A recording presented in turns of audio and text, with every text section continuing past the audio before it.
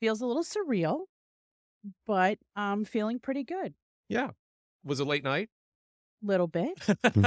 Early morning, late night, whatever. We were talking with Matt McPhillips earlier about his win in District 1 and one of the reasons why he got into the race. Some of the things he didn't like seeing that was happening in the Sullivan County Legislature. That's one of the reasons why you got involved, too. Yes. Originally, it started when they announced they were going to sell the care center where my mother is a resident. And I started going to legislative meetings. And I've told this to many people. I was expecting a fair process. And instead, I found a very unfair process and a hidden agenda. And it became apparent quite soon that the way our legislature was being run was not how county government should be run. So through the process of attending meetings over the last 3 years, I saw a lot of concerning issues that face Sullivan County that were not, in my opinion, being properly addressed. So sometimes a girl's just got to do it for herself. So I threw my hat in the ring and here we are. It's great. And this is exactly what I wanted to ask you, is just to underline that once you were running, you're not a single issue candidate, but you really were moved to become a candidate by this single issue. That's really what pushed you into this, right? Yeah, that was the catalyst. So what happens? We just asked Matt McPhillips, I don't know if you heard me say that, what's top line out of the gate? What do you want to accomplish now that you want the legislature to focus on policy and accomplishing things? First thing he said was getting back control of the care center. Yeah, the way the care center is being managed right now is not good. It's not good for the residents. It's not good for future residents. It's an issue that we really have to look at. There's a lot that has been said by the current legislators, some of the current legislators, about the financial situation, but I don't know what's true and what isn't true. So we really have to look at the finances. But we have to make sure that the people who are in there and the people who will be there in the future receive the dignity and care that they deserve. These are people that built our community. We need to make sure that in their last days or in their moment of need that we're there for them, but we also have to be very realistic about what's happening. So we need to take a really good look at what's happening with the finances. And like I said, I don't trust some of the information that's come out. But what's interesting about that is you feel passionately about this. You say something needs to be done, but you're not coming in saying this is the exact solution and the exact path that we need to pursue. You're saying these are the goals, these are the levels of humanity that we need to maintain, but we got to do a little more research before we come up with a definitive plan. Before you come up with a solution, you have to have a full understanding of what the problem is. And like I said, the last almost 4 years, we have not had transparency with this legislature. So without having full transparency and without having a full understanding of what is going on, I'm not going to come out and make big promises. I will do what is right for the residents of that facility and the residents of this county. But without having a full understanding of what's going on, you can't. But yeah, we do want to take it back. We do want to make sure that the people there have the care that they need. Yeah. That is a goal. But how we do that moving forward, I can't tell you how we're going to do that until we get a full look at the finances. Watching the legislature meetings, I watch it weekly, and I've seen your progress. I've seen you coming to the meetings, holding up signs, and definitely because of the care center. Well, before we get into that, what was your mom's reaction? I'm going there after I do this. Oh, so that's great. I'll go and let my mom know. Yeah.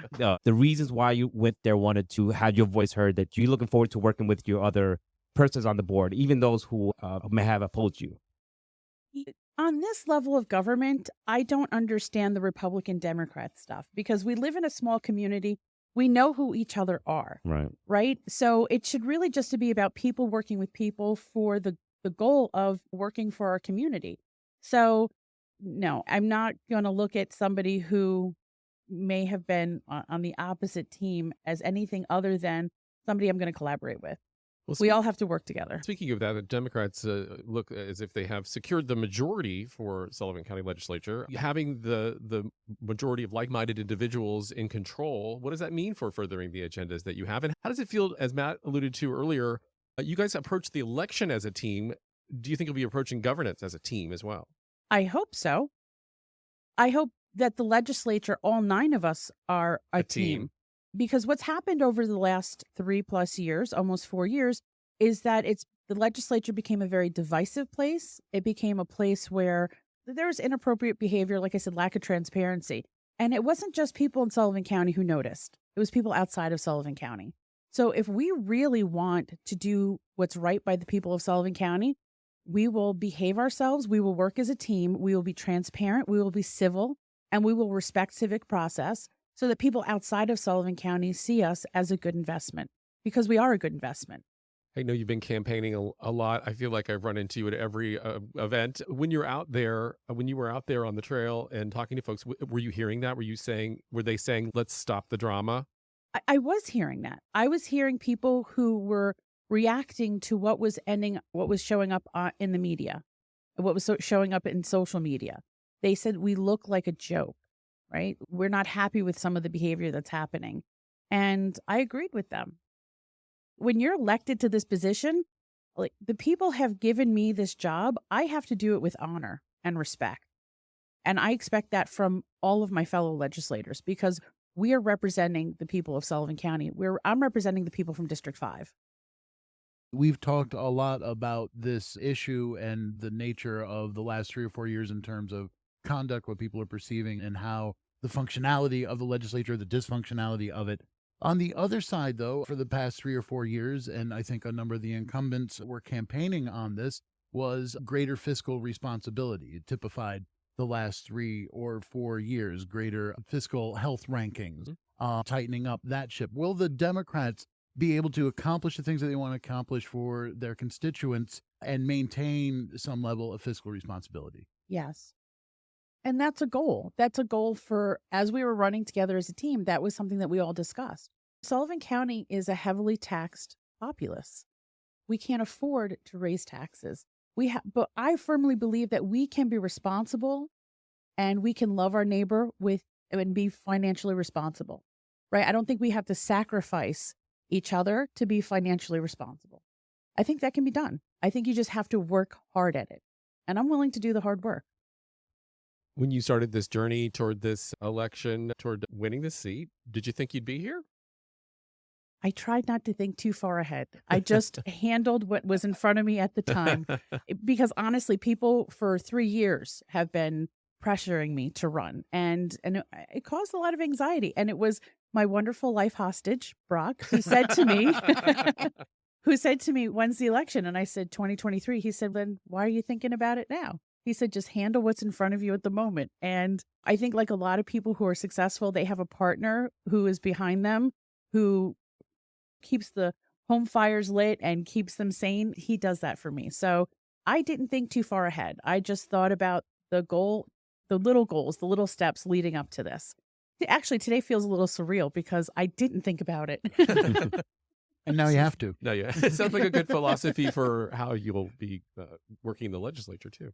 Yes. You have to think, you have to look at what's in front of you. You have to have a good idea of the bigger picture, but you have to look at what's in front of you. You can't lose sight of that. I like to say, don't pinch your pennies to burn your dollars. And it's the opposite when it comes to stuff like this. Don't look at what's ahead of you so much so that you trip over the step that's right in front of you. We want to let you get over to Mom and let her know the big news. But just having been in this process and part of this from a grassroots level now to this level of being in government, talk about how big of a change this is going to be in terms of who's in control of this legislature and the approach.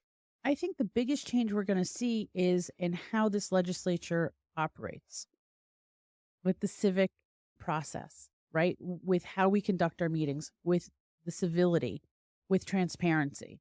You have to have your foundation solid before you can build anything on it. And that's the foundation of any municipality, any governing body. What's interesting is I was down in the city last week attending a Department of Health review process of the certificate of need for the care center, which Infinite Care has put in, and watching that body operate compared to what I've seen the legislature, how that legislature's operated over the last 3 years, it was amazing. That's what I want to see for Sullivan County. I want us to discuss things so civilly that people are just perhaps even bored to tears. Bored. Yeah. That's what I'm really looking forward to. And yeah, I think that'll be the biggest change. Let's make government boring again. Is that the slogan? Honestly, I think when it comes to politics, everyone pays attention to what's happening on a national level, then on a state level, and then on a town level or a village level. very few people pay attention to what's happening in the county unless you have what we've just had for the last 3 years. And then everyone's paying attention. Because what happens on the county level is it's dry stuff. You have to really be that kind of a person who really loves listening to the public works report about how they're paving the roads, or it's not stuff that really keeps people on the edge of their seat. So hopefully we can do that for the people of Sullivan County. Again, they'll see us operating as responsible adults, and they'll find us quite boring. But it does all impact you in the backyard and what's going on in your neighborhood, your village, your town. 100%. This is where you get government impacts you. Probably one of the fastest, quickest ways is how this happens. But yeah, I hope to keep it boring. Pat Scott, who is the new legislator in Sullivan County for District 5. Thank you for joining us this morning. Thank you for having me.